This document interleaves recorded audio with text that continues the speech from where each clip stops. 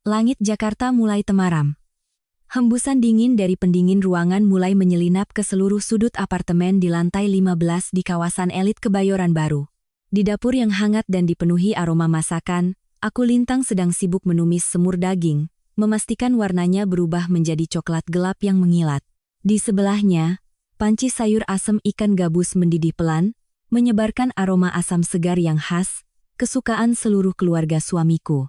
Aku menyeka butiran keringat di dahi, dan berkata pada diri sendiri, hari ini aku harus memasak hidangan yang paling istimewa. Beberapa hari ini, Budi, suamiku, selalu pulang larut. Wajahnya tegang karena proses seleksi karyawan akhir tahun di perusahaan ekspor-impor tempatnya bekerja. Tiba-tiba, pintu utama terbuka lebar, diiringi suara tawa keras yang menggema di ruang tamu. Aku terkejut, segera mengecilkan api kompor dan melangkah keluar. Budi berdiri di tengah ruangan, wajahnya berseri-seri, senyumnya merekah dari telinga ke telinga. Dasi yang pagi tadi kupasangkan dengan rapi, kini sudah longgar dengan gaya yang bebas. Ia melambaikan tangan, suaranya yang bersemangat memanggil, Ibu, Rina. Ibu mertuaku, Ibu Wati, yang sedang menonton televisi di sofa, langsung terduduk. Rina, adik perempuan Budi, juga berlari keluar dari kamarnya. Budi berdeham, sikapnya tiba-tiba menjadi lebih dewasa dan penuh kebanggaan. Dengan suara lantang, ia mengumumkan bahwa direktur baru saja menandatangani surat keputusan yang menunjuknya sebagai kepala divisi pemasaran, mengalahkan 3 kandidat kuat lainnya. Tak perlu dikatakan lagi, suasana di rumah langsung meledak dalam kegembiraan. Ibu Wati segera memeluk putra kesayangannya, matanya berkilauan dengan kebanggaan yang luar biasa. Ia menepuk-nepuk pundak Budi sambil terus memuji putranya yang hebat dan berbakat, sepadan dengan segala usaha yang telah ia curahkan untuk membesarkan dan menyekolahkannya. Rina juga bersorak-sorai, melompat-lompat sambil memegangi lengan kakaknya. Dengan lincah ia menuntut kakaknya untuk mentraktir mereka sekeluarga. Berdiri diam di ambang pintu dapur, dengan tangan yang masih berbau bawang, aku memandangi pemandangan keluarga mereka yang bersatu dalam kebahagiaan, dengan perasaan yang sulit digambarkan. Aku turut bahagia untuk suamiku. Tentu saja, itu adalah hal yang wajar bagi seorang istri. Selama lebih dari 3 tahun, sejak mengenakan gaun pengantin, aku rela mundur selangkah. Aku mengambil alih semua pekerjaan rumah tangga, menanggung semua biaya hidup dari tagihan listrik, air, hingga setiap sayur dan ikan yang dibeli, hanya agar Budi bisa fokus sepenuhnya pada pekerjaannya. Setelan jas rapi yang ia kenakan, laporan-laporan yang kuperiksa ulang kesalahan ketiknya, hingga larut malam. Semua adalah hasil dari dedikasiku untuk membangun karier pria yang kusebut suami. Namun, di tengah momen paling gemilang dalam hidupnya ini, sepertinya tidak ada yang menyadari keberadaanku. Ibu Wati masih sibuk bercerita kepada Rina tentang rencananya besok untuk menelepon kerabat di kampung, memberitahukan kabar bahwa putranya kini telah menjadi pejabat. Budi, dengan sikap dermawan, mengumumkan dengan lantang, malam ini kita tidak makan di rumah.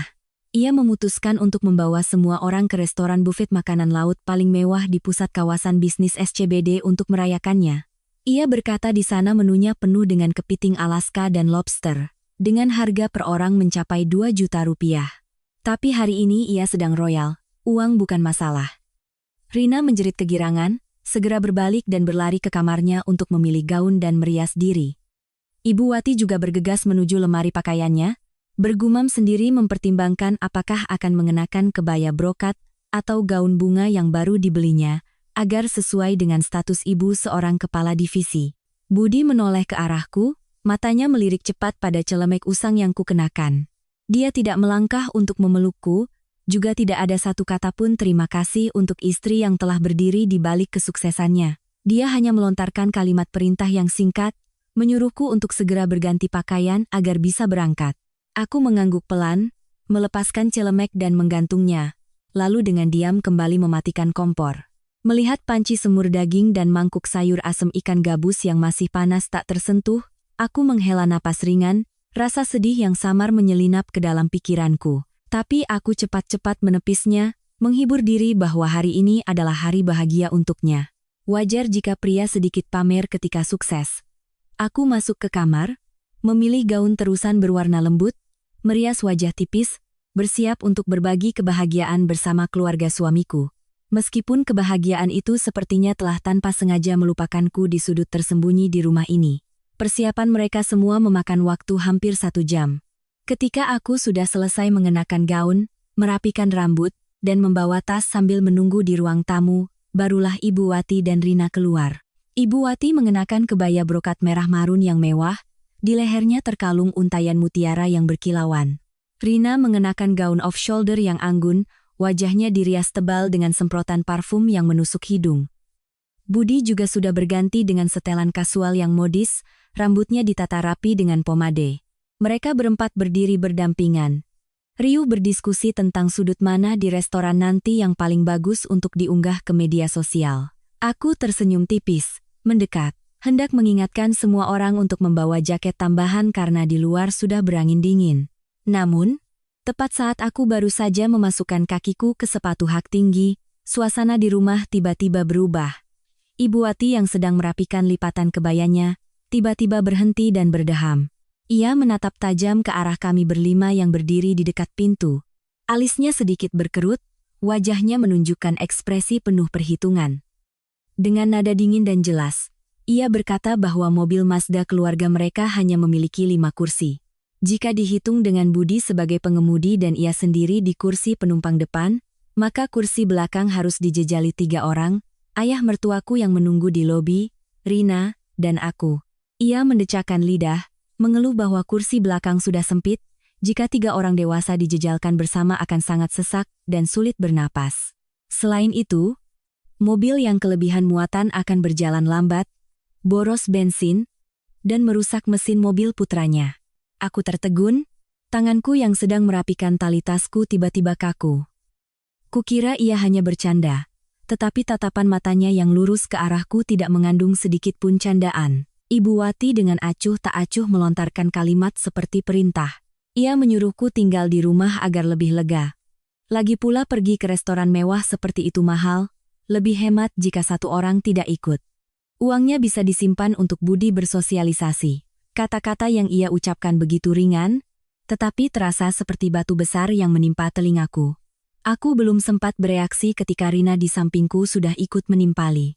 Adik iparku itu mencibir. Dengan nada sinis ia berkata bahwa aku makannya lambat, di restoran buffet yang waktunya terbatas hanya akan merugi. Rina bahkan menekankan bahwa aku juga tidak begitu suka makanan laut, jika sampai di sana malah memesan nasi goreng atau mie goreng, sungguh membuang-buang tiket seharga 2 juta rupiah. Dia menyarankanku untuk tinggal di rumah dan menghabiskan semur daging tadi agar tidak mubazir. Jantungku serasa diremas. Sebuah penghinaan terang-terangan dipertontonkan di apartemen yang atas namaku sendiri. Aku mengarahkan pandanganku pada Budi, pria yang baru saja kudoakan dalam hati atas kesuksesannya. Aku menunggu satu kata yang adil, satu tindakan perlindungan dari suami sahku. Namun, yang kulihat adalah kepengecutan yang menyedihkan. Budi menghindari tatapan memohonku. Ia menundukkan wajahnya ke layar ponsel, tangannya pura-pura menggulir tanpa tujuan. Ia bergumam, dengan suara pelan menyuruhku untuk makan apa saja di rumah. Akhir pekan nanti ia akan mengajakku makan soto sebagai gantinya. Ucapan Budi adalah pisau terakhir yang memutus harapan tipisku. Semangkuk soto murah untuk menggantikan penghinaan di hari perayaan promosi suaminya. Mereka dengan seenaknya menyingkirkanku dari kebahagiaan bersama, menganggapku orang asing, benalu yang tak berguna, beban yang membuat sempit mobil yang uang mukanya dulu kubantu transfer. Alasan mobil sempit yang konyol itu sebenarnya hanyalah kedok untuk menutupi rasa jijik, egoisme, dan kekejaman yang sudah mendarah daging di keluarga ini. Mereka hanya ingin menikmati hasilnya, sementara aku, di mata mereka, selamanya hanyalah seorang pembantu gratisan yang tidak pantas duduk semeja dengan mereka. Ruang tamu tiba-tiba menjadi sunyi. Keheningan menyelimuti hingga aku bisa mendengar detak jam dinding. Ibu Wati dan Rina mengangkat dagu, melipat tangan di dada menunggu reaksiku. Mungkin mereka yakin aku akan menangis, merajuk, atau paling buruk membuat keributan menuntut untuk ikut. Budi masih mempertahankan posisi menunduk. Bahunya menyusut seolah-olah ia orang luar yang tidak terlibat dalam konflik keluarga. Mereka menunggu ledakan emosi atau kepasrahan seperti yang biasa kulakukan demi menjaga keharmonisan rumah tangga. Namun berlawanan dengan dugaan semua orang, aku terdiam sejenak, lalu semua emosi negatif tiba-tiba lenyap. Secercah pencerahan menerangi pikiranku. Aku tidak merasa sakit, aku tidak merasa marah, aku hanya merasa semuanya menjadi sangat jelas. Beban 3 tahun menjadi menantu, 3 tahun menahan diri dan patuh, 3 tahun mencoba menyenangkan orang-orang yang tidak pernah menganggapku keluarga. Semua terlepas dari pundakku dengan ringan. Ini bukan penolakan sesaat, melainkan sifat asli mereka. Dan aku sadar, aku tidak perlu memaksakan diri masuk ke dalam mobil yang memang bukan untukku. Baik secara harfiah maupun kiasan. Aku mengangkat kepala, menatap lurus ke arah Ibu Wati, lalu beralih ke Budi. Sudut bibirku perlahan terangkat. Aku tersenyum, senyum yang cerah, tenang, dan anehnya melegakan, tanpa sedikit pun kepura-puraan atau kepahitan. Itu adalah senyum seorang tahanan yang baru saja menemukan kunci untuk membuka pintu selnya. Dengan suara yang lembut dan jernih, aku menjawab Ibu Wati. Kubilang Ibu benar, mobil 5 kursi jika diisi terlalu banyak memang sesak. Aku di rumah beristirahat dan bersih-bersih juga tidak apa-apa. Silakan pergi bersenang-senang, makan yang banyak agar tidak rugi. Melihat reaksiku yang begitu penurut dan pasrah, Ibu Wati tampak sangat puas. Wajahnya mengendur, senyum miring penuh kemenangan muncul. Ia melambaikan tangan memujiku yang kini tahu diri dan pengertian. Menjadi istri harus tahu cara berkorban, mundur selangkah untuk memberi jalan bagi suami bersinar, katanya. Rina juga tersenyum sinis, menyambar tas bermerek palsunya, dan berjalan keluar lebih dulu. Budi, barulah pada saat itu, menghela napas lega. Ia mengangkat wajahnya menatapku dengan tatapan yang menyembunyikan rasa bersalah. Ia buru-buru berpesan agar aku mengunci pintu dengan baik, lalu bergegas mengikuti ibu dan adiknya ke koridor. Tak seorang pun dari mereka yang menoleh ke belakang untuk melihatku sekali lagi. Tidak ada lambaian tangan, tidak ada tatapan yang tertinggal. Suara sepatu hak tinggi yang mengetuk lantai koridor semakin menjauh. Suara ting dari lift terdengar, lalu suara pintu besi yang tertutup rapat, mengurung keluarga itu dalam dunia kemewahan yang tak terlihat. Meninggalkanku, terpaku di tengah apartemen yang luas. Seketika bayangan mereka benar-benar hilang, senyum di bibirku lenyap, digantikan oleh ekspresi dingin dan tekad yang belum pernah ada sebelumnya. Apartemen menjadi sunyi senyap. Aroma parfum murahan Rina dan pomade rambut Budi masih tertinggal di udara, meninggalkan rasa mual yang menyesakkan. Aku menarik napas dalam-dalam, merasakan udara yang kosong namun bebas. Pernikahan ini, kesabaran ini, sudah saatnya diakhiri. Mereka menggunakan alasan mobil sempit untuk menyingkirkanku dari pesta. Maka, aku akan menggunakan alasan rumah sempit untuk menyingkirkan mereka dari hidupku. Pembersihan dimulai dari detik ini. Aku berbalik dan berjalan cepat ke kamar tidur. Gerakanku tegas, rapi, tanpa sedikit pun keraguan atau getaran. Aku menarik koper hitam besar dari atas lemari. Koper yang biasa kugunakan untuk perjalanan dinas panjang sebelum menikah. Meletakkan koper di tengah lantai, aku mulai membuka semua pintu lemari. Aku hanya mengambil barang-barang yang benar-benar milikku. Pakaian kantor yang kubeli sendiri, gaun-gaun sederhana, kosmetik, dan barang-barang pribadi. Aku menyusunnya dengan rapi ke dalam koper. Barang-barang mahal yang pernah Budi berikan sebagai hadiah ulang tahun, gaun-gaun sutra glamor yang pernah Ibu Wati paksa aku kenakan agar sesuai seleranya, semua kugantung di tempatnya. Aku tidak ingin membawa apapun yang berhubungan dengan keluarga itu, bahkan sehelai benang pun. Selesai dengan pakaian, aku berjalan ke sudut ruangan tempat brankas elektronik kecil berada. Aku memasukkan kode sandi yang sudah kukenal. Suara bip terdengar, pintu brankas terbuka. Aku mengambil semua dokumen pribadi, KTP, paspor, akta kelahiran, dan yang paling penting, dengan hati-hati kuambil sertifikat hak milik, SHM, yang terbungkus plastik transparan. Di sertifikat itu tertulis jelas namaku sebagai pemilik tunggal. Apartemen mewah ini adalah hasil kerja kerasku bertahun-tahun, menabung setiap rupiah sebelum bertemu dan menikah dengan Budi. Saat menikah, aku kasihan dengan kondisi keuangannya yang belum mapan, jadi aku berinisiatif mengajaknya tinggal di sini untuk mengurangi beban membeli rumah. Aku telah mengubah aset pribadiku menjadi rumah bersama. Namun, kemurahan hatiku hanya dibalas dengan keserakahan dan penghinaan dari keluarganya. Sertifikat ini adalah jimat pelindungku, bukti paling jelas dari kekuatanku yang sebenarnya dalam permainan ini. Setelah menyimpan sertifikat itu di kompartemen rahasia dalam koper, aku menutupnya. Suara resleting yang berputar mengelilingi koper terdengar kering, memecah keheningan malam itu. Selesai semuanya, aku mengangkat kepala, mataku tertumbuk pada foto pernikahan berukuran besar yang tergantung megah di dinding seberang tempat tidur. Di foto itu, Budi memeluk pinggangku, kami berdua tersenyum bahagia. Sekarang, melihat kembali senyum itu, terasa begitu kosong dan palsu. Aku melangkah, memegang bingkai kayu dengan kedua tangan, dan dengan sekuat tenaga mengangkat foto itu dari paku di dinding. Lukisan berat yang membawa begitu banyak harapan akan pernikahan yang bahagia, kini menjadi benda yang tak berguna. Aku tidak menghancurkannya. Kemarahan yang berisik bukanlah caraku. Aku hanya meletakkan foto itu dengan hati-hati di lantai, mendorongnya ke sudut gelap di dekat kaki lemari, memperlihatkan bagian belakangnya yang mulai berjamur. Keberadaannya di ruangan ini secara resmi berakhir, sama seperti perasaanku untuk Budi yang telah kering kerontang. Mengenakan mantel panjang, aku membawa koper dan berjalan ke ruang tamu. Aku memandang sekeliling rumah yang pernah kurawat dengan sepenuh hati, setiap vas bunga, setiap gorden. Tidak ada penyesalan, hanya ketenangan yang dingin. Aku mematikan seluruh sistem listrik di rumah, kegelapan menyelimuti setiap sudut. Aku melangkah keluar ke koridor, membanting pintu hingga tertutup rapat. Suara kunci elektronik yang mengunci terdengar kering. Aku menelepon taksi lalu masuk ke dalam lift, pergi dengan tegas tanpa menoleh sekalipun.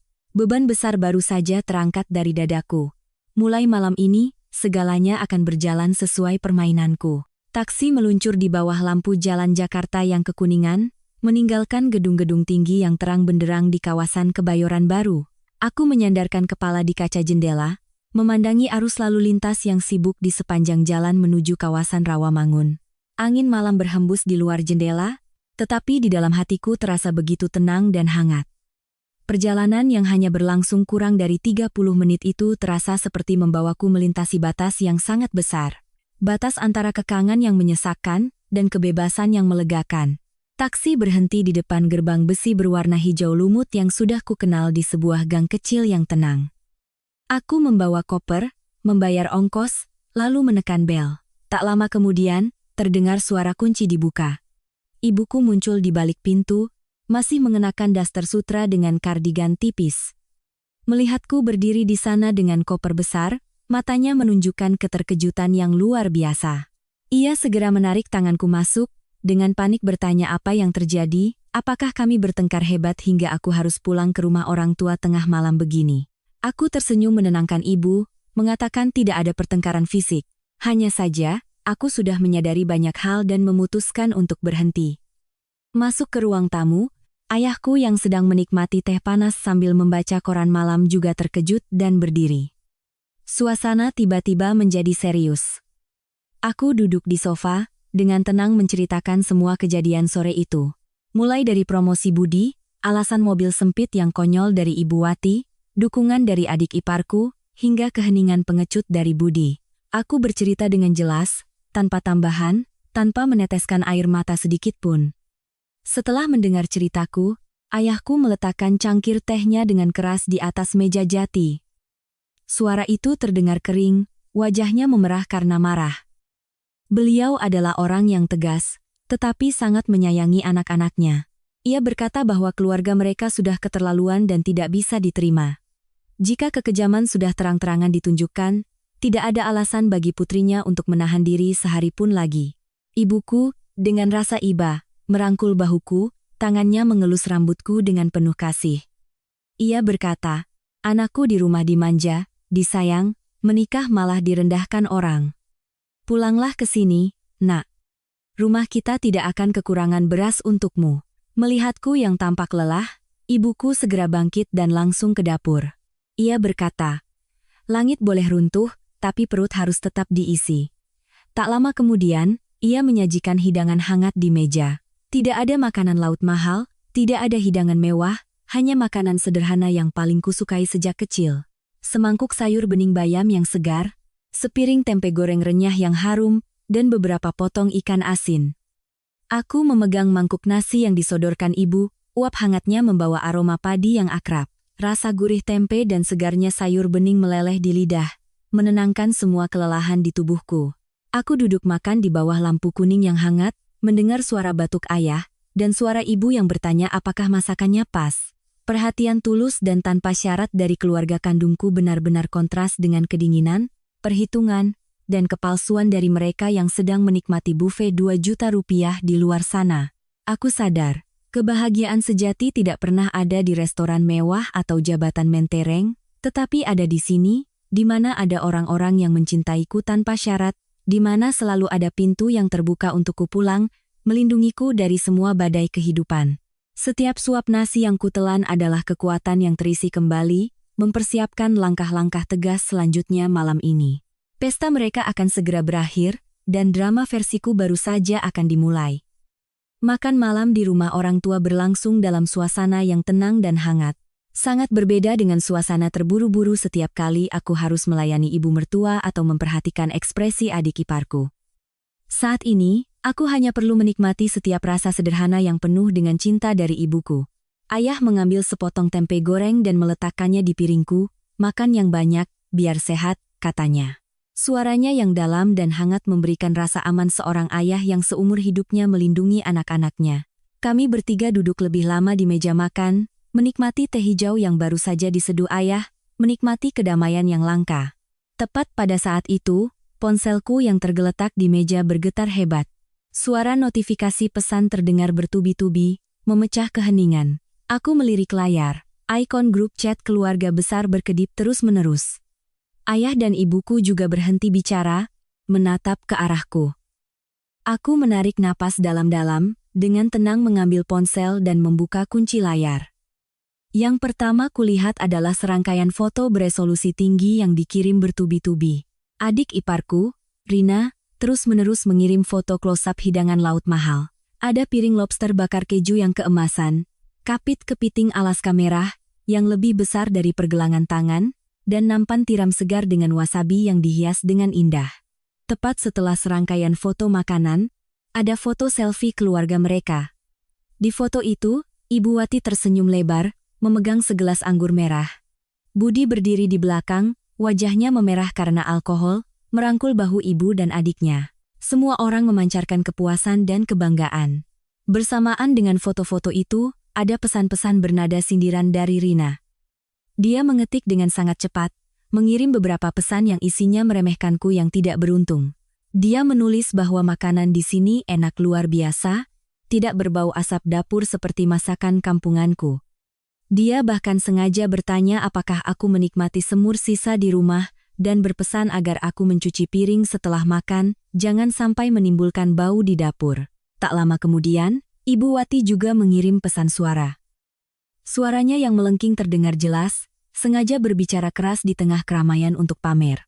Ia berkata bahwa aku sudah terbiasa hidup susah, diajak makan di restoran bintang 5 pun hanya buang-buang uang. Lebih baik aku di rumah menjaga pintu sementara mereka bersenang-senang. Mendengar kata-kata pedas itu dari speaker ponsel, ayahku marah besar hingga wajahnya memerah, tangannya mengepal, memukul meja dengan keras. Ibuku menangis sedih. Ia hendak merebut ponselku untuk memarahi keluarga itu, tetapi aku dengan cepat menahan tangan ibu dan tersenyum. Aku berkata, "Bu, jangan pedulikan orang-orang seperti itu. Kemarahan kita hanya akan membuat mereka semakin senang." Aku tidak goyah, juga tidak membiarkan gambar-gambar mewah itu melukai harga diriku. Aku berdiri, mengambil foto seluruh hidangan sederhana yang baru saja ibu siapkan. Semangkuk sayur bening yang hijau segar, sepiring ikan asin, tempe goreng, dan sambal terasi yang menggugah selera. Di sekelilingnya ada tangan ayah yang keriput sedang menuangkan teh, dan tatapan lembut ibu. Aku mengambil foto momen sederhana namun tak ternilai itu. Kemudian, aku melampirkan foto itu di grup chat. Jari-jariku meluncur cepat di atas keyboard, mengetik satu kalimat yang singkat namun berbobot ribuan ton. Aku mengirim pesan kepada seluruh keluarga mereka dengan nada yang sangat sopan. Selamat menikmati hidangan lautnya. Karena mobil 5 kursi kalian terlalu sempit, aku memutuskan pulang ke rumah orang tua untuk makan masakan ibu.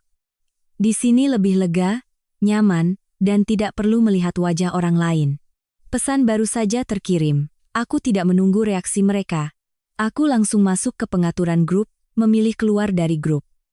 Selanjutnya, aku membuka kontak Ibu Wati, Rina, dan Budi satu persatu, memilih opsi blokir untuk semua panggilan dan pesan. Setiap sentuhan di layar adalah satu ikatan tak terlihat yang kuputuskan dengan tegas. Selesai semuanya, aku meletakkan ponsel di meja dan menghela napas lega.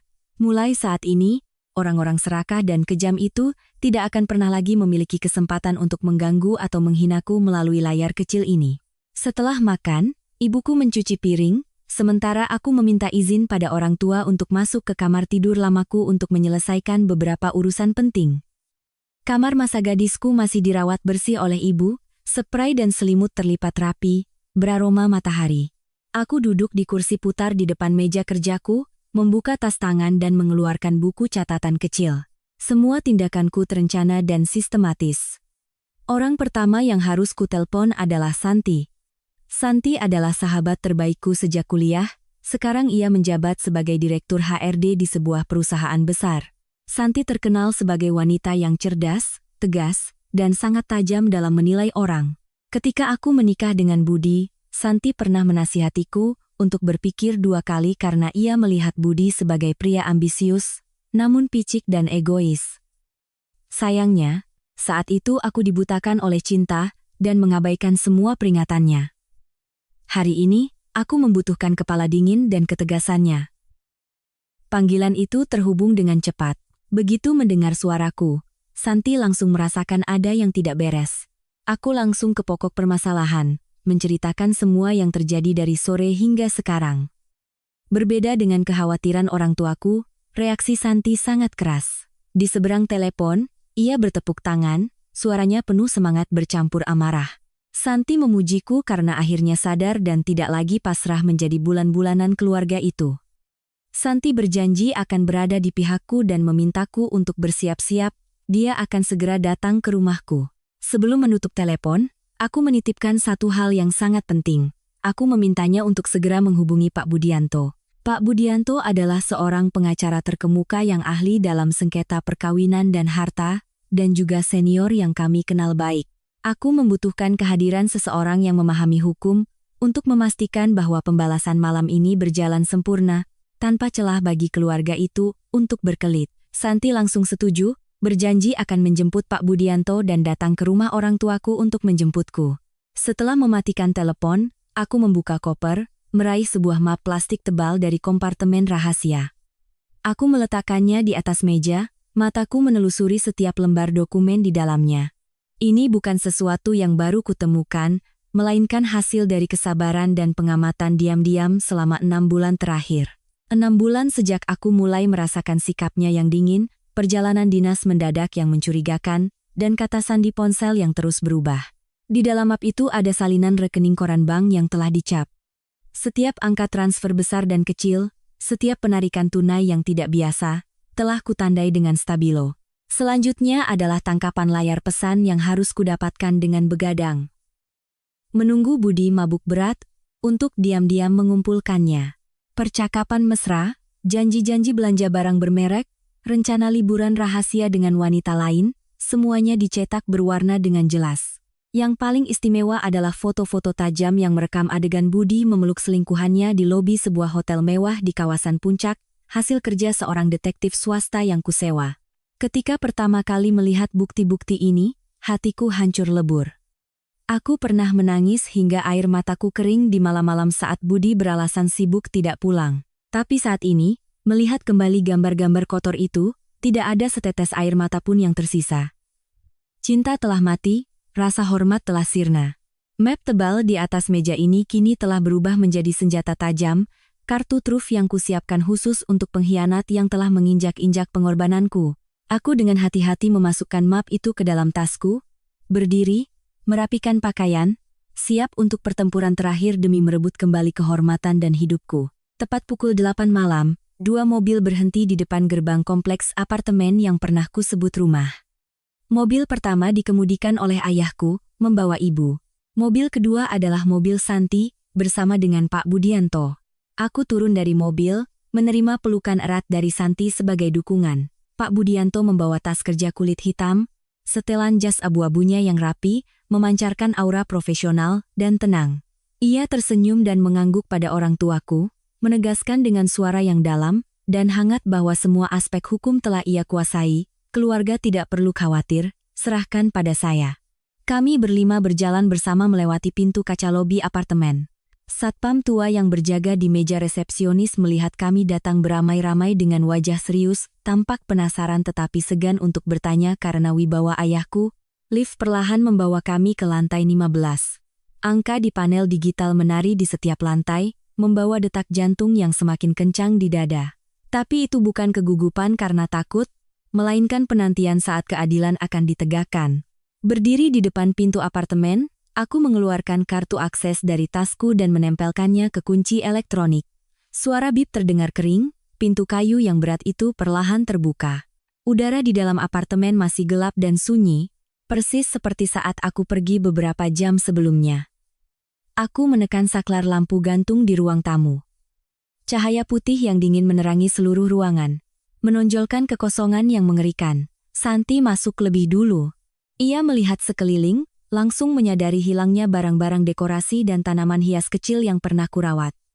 Matanya berhenti di sudut kamar tidur yang pintunya terbuka lebar, di mana foto pernikahan besar tergeletak dengan bagian belakangnya yang berjamur di lantai keramik. Santi mendengus dingin, berkata dengan nada sinis, menyingkirkan kepalsuan itu adalah keputusan paling bijak yang kau buat hari ini. Ibuku merasa iba, menyentuh ruang-ruang kosong di rak, air matanya berlinang, kasihan pada nasib putrinya yang telah memberikan segalanya, namun hanya menerima kepahitan.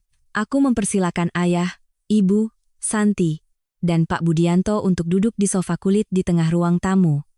Aku pergi ke dapur, menuangkan 5 gelas air putih dan membawanya keluar. Tanpa dikomando, semua orang terdiam dalam keheningan yang penuh perhitungan. Ayahku duduk tegak. Kedua tangannya diletakkan di atas lutut, matanya yang tajam menatap lurus ke arah pintu utama. Pak Budianto dengan tenang membuka tasnya, mengeluarkan tumpukan dokumen hukum, dan meletakkannya dengan hati-hati di atas meja kaca. Ia memberiku beberapa instruksi penting, menekankan agar aku sama sekali tidak terbawa emosi ketika keluarga itu mulai melontarkan hinaan. Aku mengangguk, menerima nasihat pengacara, dan berinisiatif mematikan lampu gantung yang terang benderang, hanya menyisakan cahaya remang-remang dari lampu LED kecil di langit-langit. Ruang tamu menjadi remang-remang, menciptakan tekanan tak terlihat, sebuah perangkap sempurna yang siap menanti mangsanya yang sombong. Jarum detik jam dinding berdetak, setiap detaknya menggema di ruangan yang sunyi. Waktu berlalu lambat, kami berlima duduk dalam barisan yang kokoh, wajah kami dingin, dengan sabar menunggu aktor utama dari drama komedi keluarga ini pulang untuk menyerahkan diri. Jam menunjukkan tepat pukul 10 malam. Dari luar koridor, terdengar suara langkah kaki yang berat di lantai 15 yang sunyi. Di sela-sela langkah kaki, terdengar suara tawa dan obrolan keras tanpa rasa segan. Suara melengking Ibu Wati memuji betapa enaknya lobster hari ini, sausnya begitu lezat hingga ia harus menjilatinya sampai bersih. Disusul suara tawa Rina yang memuji kakaknya yang hebat, berpesan agar promosi berikutnya harus mentraktir sekeluarga liburan ke luar negeri. Suara Budi yang dalam dan penuh kepuasan terdengar. Ia menepuk dada, menjanjikan masa depan yang penuh dengan uang, belanja sepuasnya tanpa perlu khawatir. Duduk dalam kegelapan ruang tamu, kami berlima tetap tak bergerak. Semua suara yang masuk melalui celah pintu terdengar seperti pisau yang menguliti keserakahan dan kerendahan martabat keluarga itu. Terdengar suara kunci dimasukkan ke dalam lubang kunci. Pintu utama didorong dari luar. Budi masuk lebih dulu, mulutnya masih mengulum tusuk gigi, jalannya sempoyongan karena mabuk. Ia sama sekali tidak menyadari suasana dingin yang aneh di dalam, tangannya menekan saklar lampu utama di dinding. Seluruh lampu kristal menyala terang, menyapu setiap sudut gelap di ruang tamu. Suara tawa ketiga anggota keluarga itu tiba-tiba berhenti, seperti senar gitar yang putus karena ditarik terlalu kencang. Budi, Ibu Wati, dan Rina terpaku di ambang pintu, langkah mereka kacau, senyum puas di wajah mereka membeku menjadi ekspresi aneh yang kaku. Mereka mundur selangkah secara naluriah, mata mereka terbelalak, memandang sekeliling apartemen dengan kebingungan total. Pemandangan di depan mata mereka menghantam pikiran mereka, sebuah kejutan yang tak terlukiskan. Rumah yang biasanya rapi dan penuh kehangatan, kini dingin dan kosong. Vas bunga di rak TV lenyap, pintu kamar tidur terbuka lebar memperlihatkan dinding kosong dan foto pernikahan besar yang tergeletak di lantai keramik. Dan yang paling mengerikan bagi mereka bukanlah hilangnya barang-barang, melainkan kehadiran 5 orang yang duduk dengan tenang di sofa kulit di tengah ruang tamu. Aku duduk di posisi tengah, kaki disilangkan, tatapan sedingin es menatap lurus ke wajah Budi. Di sampingku, orang tuaku dengan wajah serius dan marah. Santi melipat tangan di dada, tersenyum sinis dengan tatapan penuh penghinaan. Di sudut terluar, Pak Budianto duduk tenang, tangannya mengetuk-ngetuk map hukum tebal di atas meja. 5 pasang mata serempak menatap ketiga orang yang meringkuk di pintu, tidak ada yang bicara, menciptakan keheningan yang menyesakkan. Ibu Wati adalah orang pertama yang sadar dari mimpi buruk ini. Wajahnya yang pucat berubah menjadi merah padam karena marah. Ia membuang tusuk gigi dari mulutnya ke lantai. Berjalan dengan langkah berat ke depan, menunjuk lurus ke wajahku. Rina bersembunyi ketakutan di belakang ibunya, matanya yang biasanya licik kini dipenuhi kengerian. Budi terpaku di tempat, matanya terus berpindah antara aku, orang tuaku, dan pria berjas asing di sofa. Suasana tegang seperti senar, hanya menunggu satu percikan api untuk meledak. Pesta sisa mereka secara resmi berakhir, digantikan oleh hukuman. Keheningan yang mencekik dengan cepat, dipecahkan oleh teriakan melengking Ibu Wati. Setelah mendapatkan kembali kesombongannya sebagai ibu mertua yang terbiasa berkuasa, ia mendekat ke tepi meja kaca, berkacak pinggang, matanya melotot. Ia dengan keras mempertanyakan mengapa aku berani menurunkan foto pernikahan dan membereskan barang-barang di rumah tanpa izin. Ia menunjuk wajah orang tuaku, menggunakan kata-kata kasar untuk menghina keluarga kami, mengatakan bahwa orang tuaku tidak becus mendidik anak perempuan, membiarkannya bertindak sesuka hati, bahkan berani membawa gerombolan orang asing untuk membuat kekacauan di properti putranya. Ibu Wati menghentakkan kakinya, dengan suara mengancam mengusir kami semua dari apartemen, menyatakan bahwa ini adalah milik keluarga mereka, dan orang luar tidak punya hak untuk ikut campur. Menghadapi kata-kata kasar dan tindakan tidak sopan Ibu Wati, ayahku marah dan hendak berdiri untuk membalas, tetapi aku dengan cepat menahan bahunya.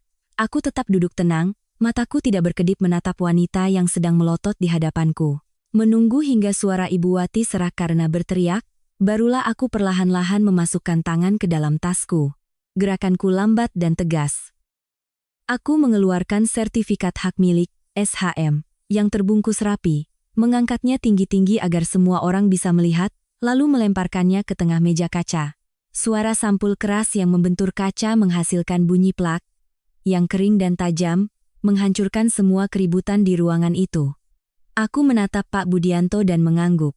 Menerima sinyal, Pak Budianto dengan tenang berdiri, merapikan kancing jasnya.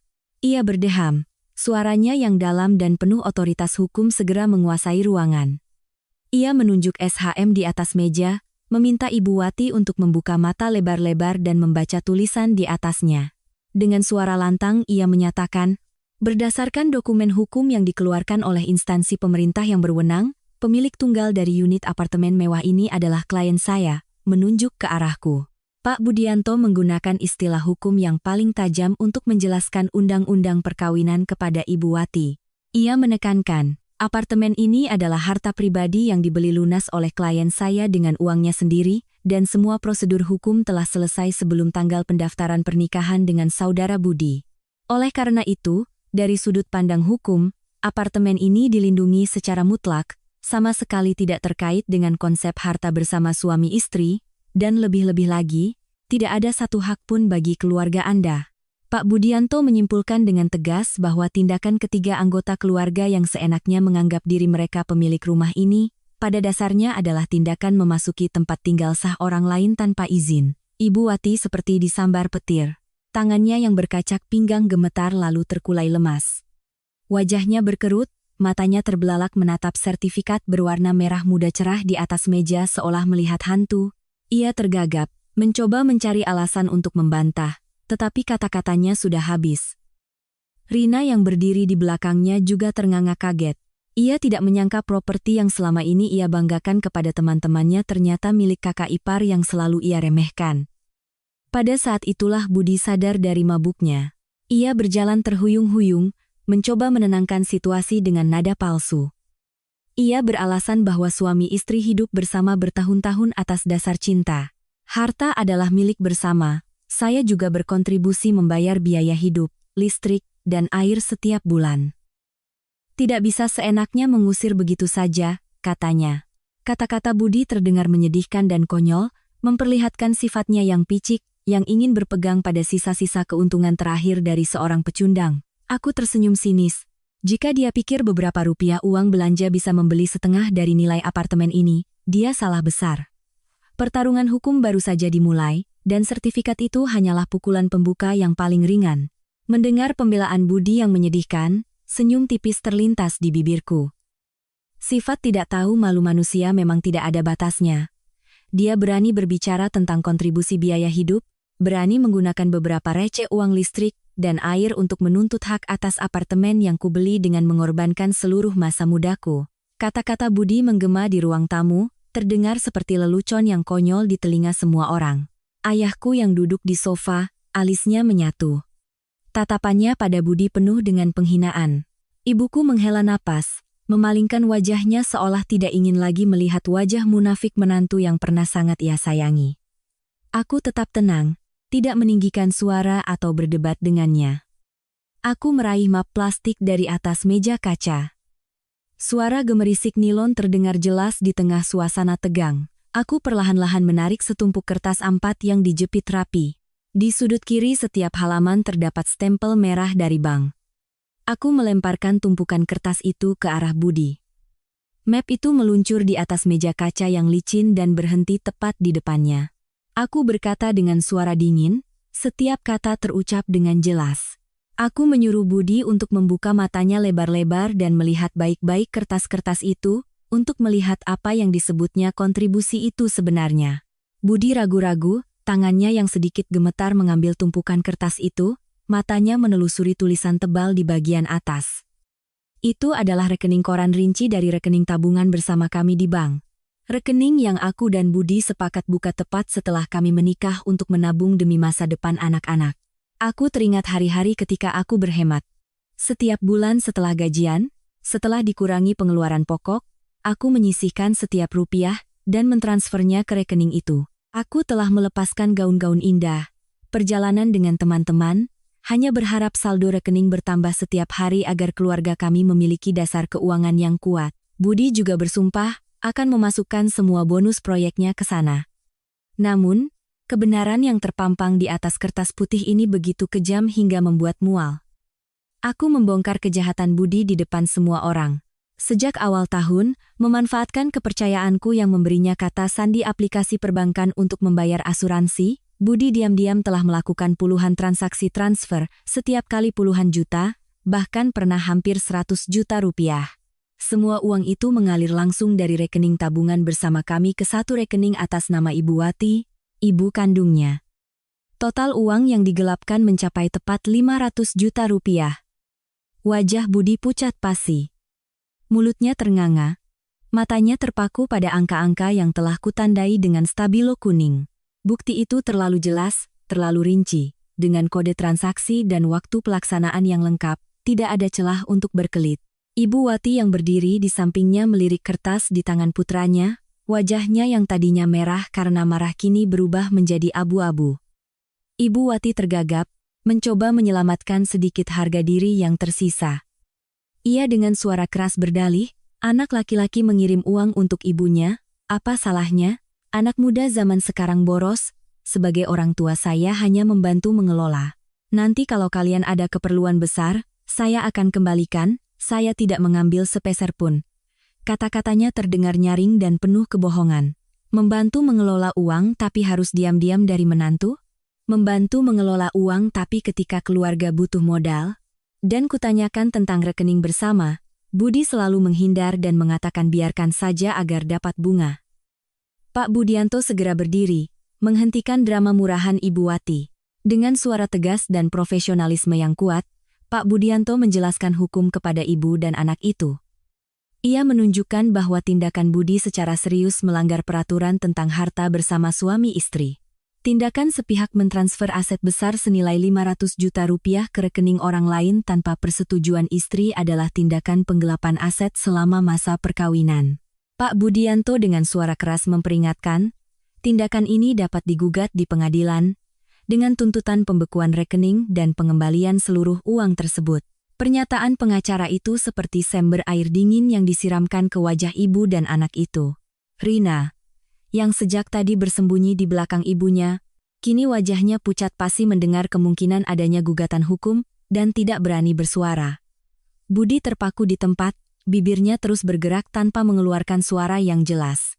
Citra pria sukses dan bertanggung jawab yang telah ia bangun dengan susah payah, kini hancur berkeping-keping, memperlihatkan sifat aslinya yang serakah, penuh perhitungan, dan pengecut.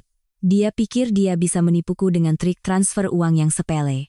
Tapi dia tidak tahu bahwa begitu seorang wanita memusatkan seluruh perhatiannya pada pernikahannya, tidak ada kebohongan yang bisa disembunyikan selamanya. Drama tentang 500 miliar rupiah itu telah meruntuhkan kesombongan keluarga mereka. Ruang tamu menjadi sangat menyesakkan. Kebingungan menyelimuti keluarga itu. Budi mengacak-acak rambutnya, dahinya berkeringat dingin. Dia mencoba menenangkan diri, menarik napas dalam-dalam, lalu mulai berakting. Budi merendahkan suaranya, menggunakan nada hangat yang biasa ia gunakan untuk merayuku. Ia berkata bahwa uang 500 juta itu sebenarnya ia gunakan untuk investasi bisnis, modal bersama teman-temannya, untuk memperluas jaringan demi mendapatkan jabatan kepala divisi kali ini. Ia bersumpah bahwa karena takut aku khawatir dan menghalangi bisnisnya yang berisiko, ia terpaksa meminta ibunya menjadi pemegang rekening agar transaksi lebih mudah, sama sekali tidak berniat menggelapkan harta bersama. Ia mendekat selangkah, hendak meraih tanganku, wajahnya menunjukkan permohonan yang tulus agar aku mempercayainya sekali lagi. Santi yang duduk di sampingku segera menepis tangannya, melontarkan sindiran tajam, skenariomu terlalu buruk. Sinetron pun tidak akan menggunakan plot murahan seperti ini. Aku tetap tak bergerak. Mataku menatap kosong pada pria di hadapanku. Hatiku saat ini tidak lagi merasakan sakit atau marah. Hati ini telah membatu, sedingin abu. Kebohongan Budi telah mencapai tingkat yang tak terbayangkan oleh orang normal. Aku menghela napas pelan, memutuskan untuk tidak membiarkannya tenggelam lebih dalam di lumpur kebohongannya. Aku merogoh map untuk ketiga kalinya. Ini akan menjadi pukulan terakhir. Pukulan pamungkas yang mengakhiri semua dalih. Aku mengeluarkan setumpuk foto berwarna yang dicetak di atas kertas foto berkualitas tinggi, permukaannya mengkilap, resolusinya sangat tajam. Bersamaan dengan foto-foto itu, ada beberapa kwitansi merah yang dijepit rapi. Aku mengambil semua bukti itu dan melemparkannya ke atas meja. Foto-foto itu berhamburan, memperlihatkan kebenaran kotor yang telah Budi sembunyikan selama berbulan-bulan. Aku dengan suara lantang menyatakan, investasi jaringan bisnismu memang sangat menguntungkan. Sampai menghasilkan seorang selingkuhan muda yang cantik di sebuah resor mewah di puncak. Semua mata langsung tertuju ke meja kaca. Foto-foto yang sangat detail itu terlihat jelas di bawah cahaya remang-remang ruang tamu. Foto pertama, Budi sedang merangkul pinggang seorang gadis yang mengenakan gaun tali tipis berwarna merah menyala. Keduanya berpose mesra di lobi hotel.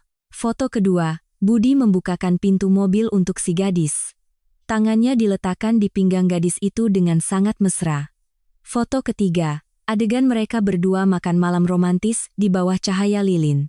Budi sedang menyuapi selingkuhannya dengan senyum puas yang sudah lama tidak ia berikan padaku.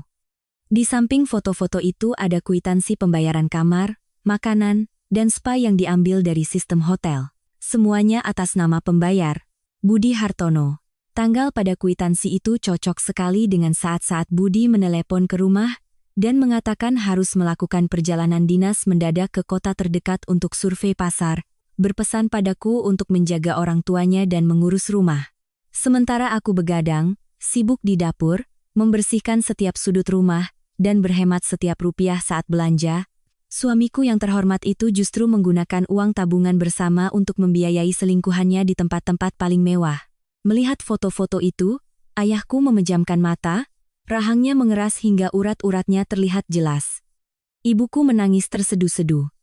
Ia merebahkan kepalanya di bahu ayahku, meratapi nasib putrinya yang baik hati harus menanggung penghinaan yang begitu besar. Pengkhianatan ini tidak hanya menusuk jantungku, tetapi juga menghancurkan kebanggaan dan kasih sayang orang tuaku. Reaksi keluarga Budi benar-benar menyedihkan. Budi seolah tercekik, wajahnya yang pucat berubah menjadi seputih kertas. Lututnya gemetar, kehilangan keseimbangan. Ia terhuyung-huyung ke belakang, menabrak rak TV, menimbulkan suara gaduh. Ibu Wati juga tidak kalah terkejut. Ia menatap foto-foto itu, menutup mulutnya untuk menahan jeritan. Mungkin ia sendiri tidak menyangka putra kesayangannya yang ia banggakan, ternyata menghabiskan uang untuk memelihara wanita lain, melakukan hal-hal yang memalukan dan merusak rumah tangganya. Adik perempuannya, Rina, panik luar biasa. Ia mundur ketakutan ke dinding, matanya bingung tidak berani menatap siapapun, benar-benar kehilangan kesombongan dan nada sinisnya sore tadi. Aku menatap lurus ke mata Budi. Suaraku terdengar tegas dan sedingin es. Aku memberitahunya dengan jelas bahwa semua bukti ini telah kukumpulkan sejak 6 bulan yang lalu. Berkat bantuan sebuah kantor detektif terpercaya, aku mengetahui setiap jadwal dan setiap kebohongannya. Keheninganku bukanlah kebodohan atau kepasrahan, melainkan waktu yang kugunakan untuk mempersiapkan serangan balasan yang tak terbantahkan. Dia telah menghancurkan kepercayaanku, menginjak-injak pengorbananku, maka hari ini dia harus membayar harganya dengan seluruh kehormatan, karier, dan hartanya. Bukti-bukti yang mengguncang ini adalah vonis seumur hidup bagi kariernya sebagai suami dan sebagai manusia, Treng Ming Tuan. Teriakan Ibu Wati tadi, ditambah dengan suara barang jatuh saat Budi terhuyung, menciptakan keributan yang terdengar, hingga ke koridor lantai 15 yang sunyi. Pintu utama apartemen yang belum tertutup rapat, menyisakan celah selebar telapak tangan. Celah itulah yang tanpa sengaja membuat seluruh drama keluarga ini menjadi pusat perhatian para tetangga. Dari luar koridor, bisik-bisik mulai terdengar. Semakin banyak orang yang berjalan mondar-mandir. Tiba-tiba, pintu kayu didorong kuat dari luar. Seorang pria parubaya dengan rambut beruban dan postur tegap masuk. Ia mengenakan jaket abu-abu sederhana, wajahnya yang tegas menunjukkan wibawa dan kejujuran. Itu adalah Pak RT. Ketua rukun tetangga di kompleks apartemen kami.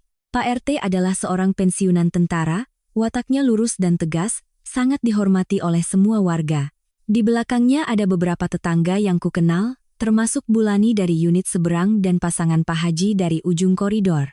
Mereka mengintip dari pintu, mata mereka penasaran bercampur prihatin melihat pemandangan berantakan di dalam. Pak RT memandang sekeliling apartemen yang kosong, melirik foto pernikahan yang hancur di lantai, lalu menghentikan tatapan tajamnya di tengah ruang tamu, tempat kami berlima duduk rapi dan keluarga Ibu Wati yang meringkuk. Pak RT berdeham, suaranya yang berat penuh wibawa. Ia bertanya dengan keras, ada apa ini malam-malam ribut, mengganggu ketertiban dan tidur warga lainnya.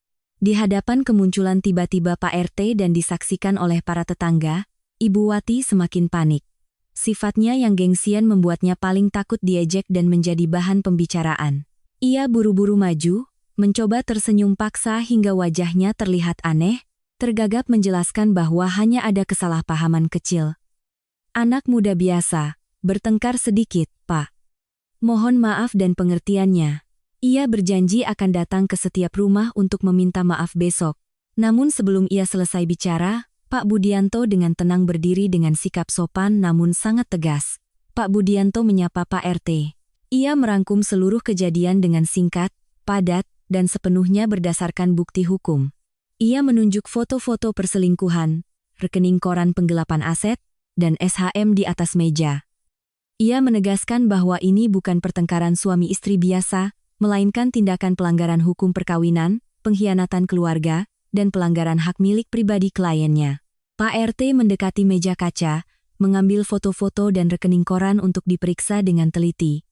Ekspresinya berubah dari kaget menjadi sangat marah. Ia meletakkan dokumen itu dengan keras di atas meja, berbalik menghadap Ibu Wati dan Budi. Pak RT menunjuk lurus ke wajah Budi, mengkritiknya dengan sangat keras.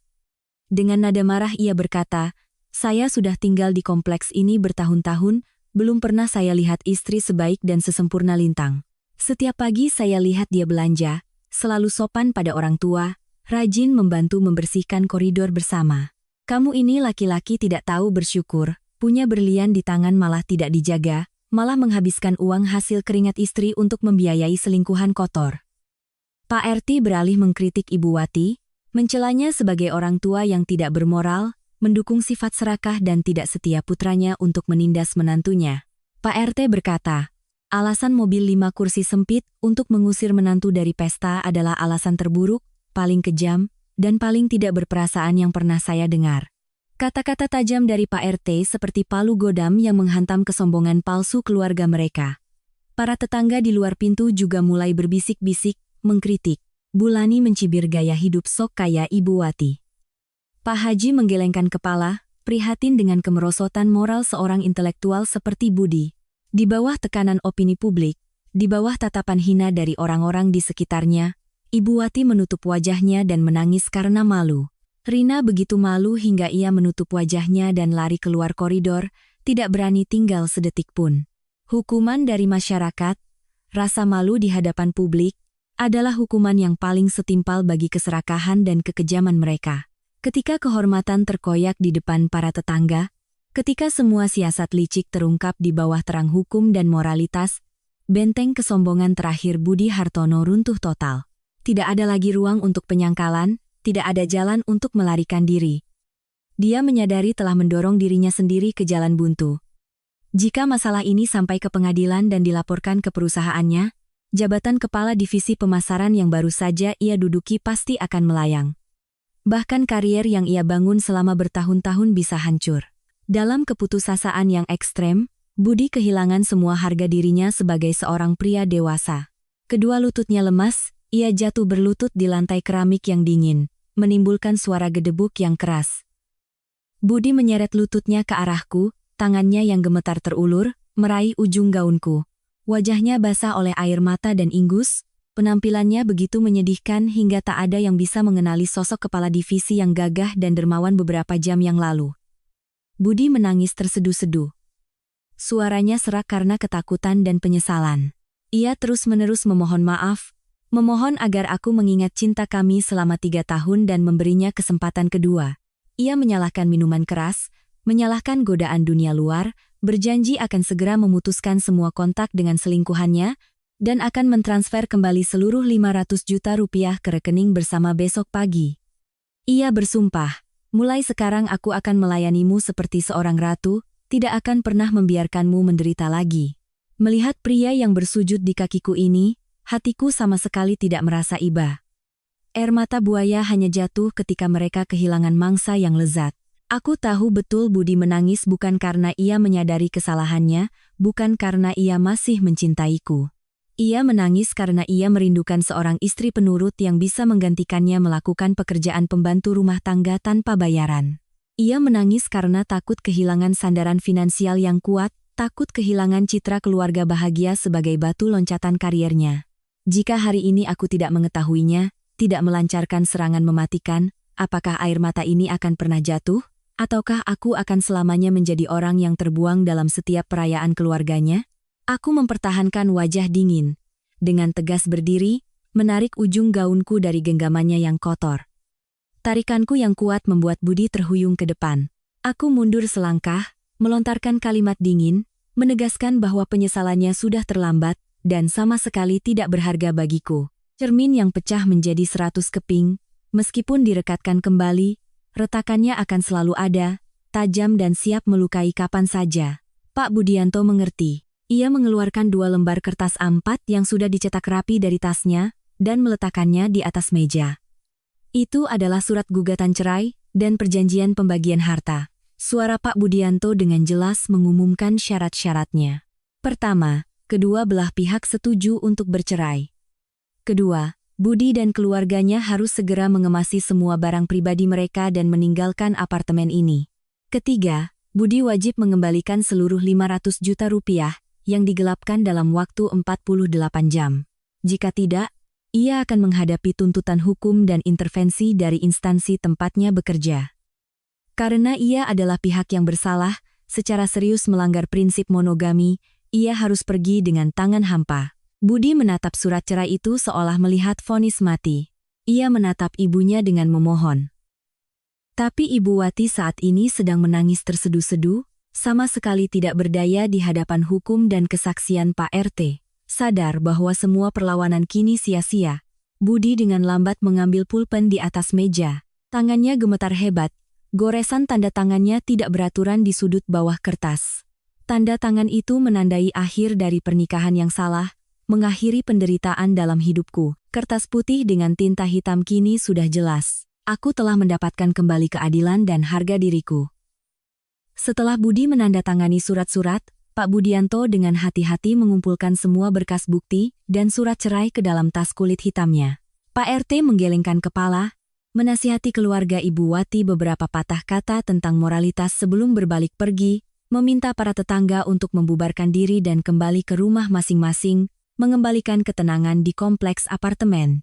Ruang tamu kini hanya menyisakan isak tangis Ibu Wati yang pilu dan wajah Budi yang kosong dan terpaku. Melihat kehancuran total keluarga yang pernah menganggapku duri dalam daging, aku tidak memilih untuk memaki atau mengusir mereka ke jalanan di tengah malam yang dingin.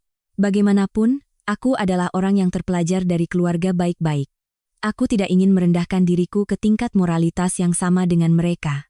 Aku memandang sekilas ke ruang tamu untuk terakhir kalinya, lalu menatap Ibu Wati dan Budi. Dengan nada tenang dan tanpa dendam, aku memberitahu mereka bahwa aku akan memberi mereka waktu hingga pukul 9 pagi besok untuk mengemasi barang-barang pribadi mereka dan pergi. Setelah waktu itu, Pak Budianto akan mewakiliku untuk membawa tukang kunci mengganti seluruh sistem kunci pintu, sidik jari, dan kode keamanan apartemen. Semua barang yang bukan milik mereka yang tertinggal akan dianggap sebagai sampah dan akan dibuang sesuai dengan peraturan manajemen gedung. Ibu Wati mengangkat wajahnya yang basah oleh air mata menatapku. Di mata wanita serakah itu, kini terpancar penyesalan yang mendalam. Mungkin baru pada saat inilah ia benar-benar memahami kerasnya hukum karma. Ia menyadari bahwa keserakahannya yang tak terbatas, pilih kasihnya yang buta, dan penghinaannya yang kejam telah menghancurkan rumah tangga putranya sendiri. Ia telah membuang sebutir berlian karena mengiranya kerikil di jalan. Penyesalannya yang terlambat kini menjadi hukuman nurani yang akan ia tanggung seumur hidupnya. Dan Budi? Ia duduk tak bergerak di lantai, kedua tangannya memegangi kepala, tenggelam dalam penyesalan akan masa depan cerah yang tiba-tiba pecah seperti gelembung sabun hanya karena nafsu sesaat. Aku tidak tinggal lebih lama untuk menyaksikan penyesalan mereka. Aku menggandeng tangan ibuku, dengan lembut membantu ayahku berdiri. Seluruh keluargaku, bersama dengan Santi dan Pak Budianto, berbalik dan melangkah keluar dari pintu utama. Aku berjalan dengan langkah mantap, punggung tegak, kepala terangkat dengan bangga. Di balik pintu yang kutinggalkan adalah kegelapan pengkhianatan, masa lalu yang menyakitkan dari sebuah pernikahan yang salah. Aku dengan tenang melangkah ke dalam lift yang terang benderang. Saat pintu lift tertutup, memutus semua suara bising dari lantai 15, perasaan damai yang mendalam menyebar ke seluruh tubuhku. Batu besar yang menekan dadaku selama 3 tahun terakhir telah benar-benar lenyap. Keluar dari lobi apartemen, angin malam Jakarta berhembus dingin. Tapi entah kenapa, aku merasa sangat segar dan nyaman. Langit malam Jakarta mungkin tidak berbintang, tetapi lampu-lampu jalan yang kekuningan memantul di aspal, menciptakan pemandangan yang anehnya damai. Aku berjalan ke mobil bersama orang tuaku. Ayahku menyalakan mesin. Mobil perlahan-lahan meluncur, bergabung dengan jalanan yang sepi. Duduk di kursi belakang, aku menyandarkan kepala di bahu ibuku, menghirup aroma minyak kayu putih yang hangat dan akrab dari bajunya. Ibu merangkulku erat. Tangannya yang keriput dengan lembut mengelus rambutku sebagai penghiburan tanpa kata. Setelah melewati badai yang mengerikan, akhirnya aku mengerti bahwa terkadang memaafkan orang lain adalah cara terbaik untuk membebaskan diri sendiri. Aku memaafkan kebutaan diriku di masa lalu, melepaskan kebencian, untuk membuka jalan bagi masa depan. Mobil melaju, membawa orang-orang yang paling tulus mencintaiku, membawaku menjauh dari lumpur yang gelap, lurus menuju cahaya kebebasan, pemahaman, dan kehidupan baru yang menanti di depan. Semua badai telah berlalu di belakangku. Besok, matahari pasti akan bersinar lagi, menghangatkan jiwaku.